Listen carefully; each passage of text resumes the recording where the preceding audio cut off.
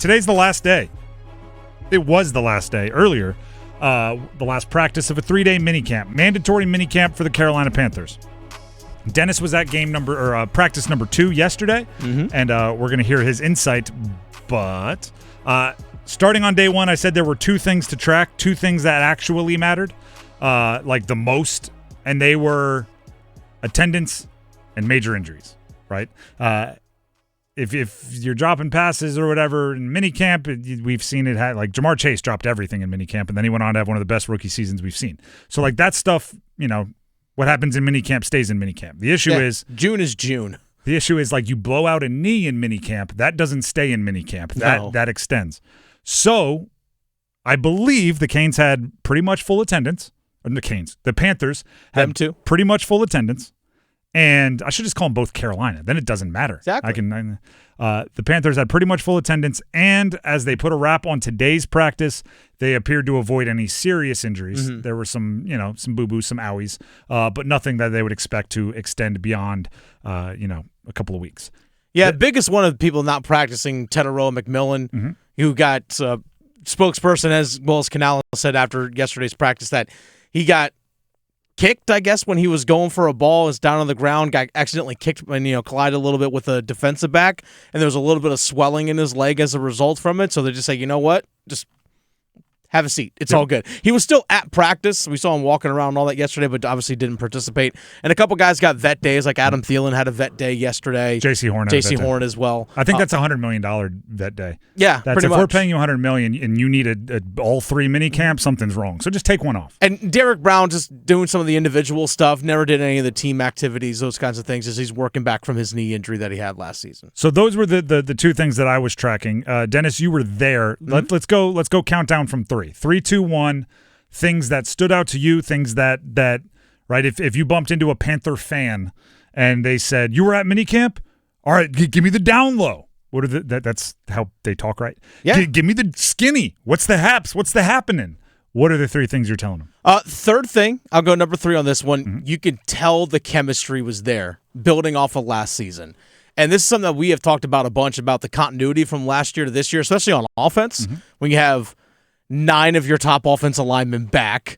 You have, obviously, both your QBs, 2 of your tight ends, 4 of your wide receivers, your running back, and your head coach / play caller. Everything kind of picked up. 1 tight end at minicamp, right? Yes, because Tommy Tremble with the back injury, but nonetheless, like we talked about the continuity as a whole. But you could see the chemistry during, especially on 7-on-7 and 11-on-11 drills yesterday, when Bryce Young and his receiving core and just everyone just being on the same page. Having watched going to last year's training camp, I was like, oh, they're already ahead of last year's training camp, which was the thing that kind of like stood out to me. It's like, oh, you guys picked up where you left off. There's a couple plays, like for example, there's a David Moore touchdown on a goal line play that they ran, and Bryce Young hit him on a slant route. I was like, oh yeah, I saw that, I think, if I remember correctly, against Arizona last year, or maybe it was against Tampa, one or the other. But I was like, oh, yeah, I've seen that before already from these guys.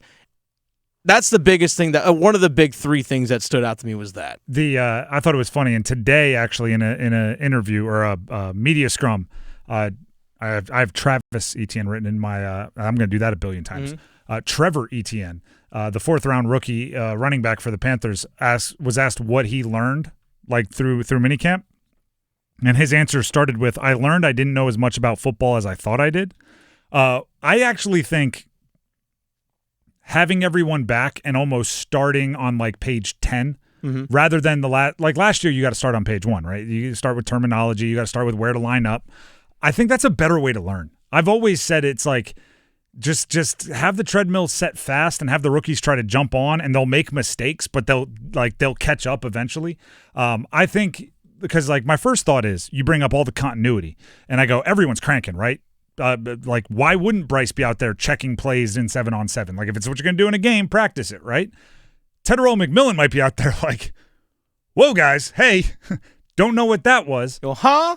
But I actually think it's better for the rookies to be thrown there and basically sink or swim. Like, because then Bryce comes over and he goes, hey, man, when I say, Ralphie, that means do this. And that's better than, learning it in a classroom slowly. And all right, is everybody ready to run Ralphie? Like he's just gonna remember it from the beginning. So I actually like that. What's number 2? Oh, well, I was a couple sound bites here. I asked Dave Canales about that continuity yesterday, and this is what he had to say. It's huge because you come into the offseason and we're not teaching words. You know, for the first 3 weeks, the last 2 years in Tampa, then here last year, you're teaching language, you're teaching vocabulary. And so we come into the spring starting there.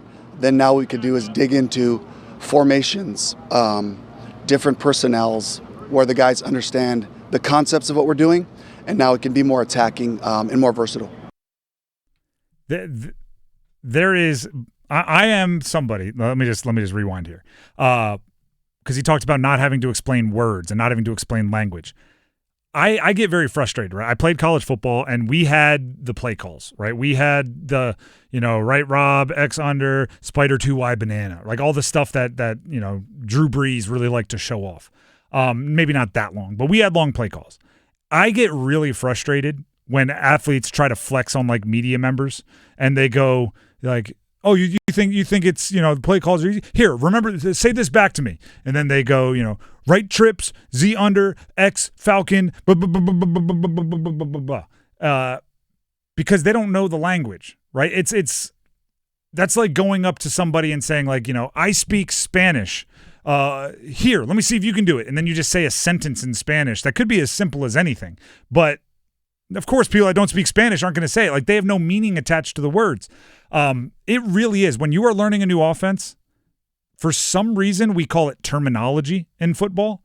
It is just a language. Like when Dave Canales says to Bryce Young, like, what didn't you like about the Oklahoma?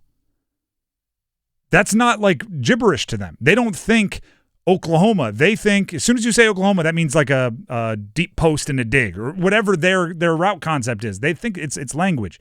So when you are in a new offense, it really is learning a new language, unless, right? Have you ever had someone like try to learn Italian after learning Spanish, and they're like, oh, it's like 50%. Oh, it's easy. It's easy. Yeah, it's like 50% the same. Like if you go from like a McDaniels to a Shanahan offense, it's like, no, it's like Spanish to Italian. Like I already know most of this. So there's differences there, but it is very good to not have to speak in that term.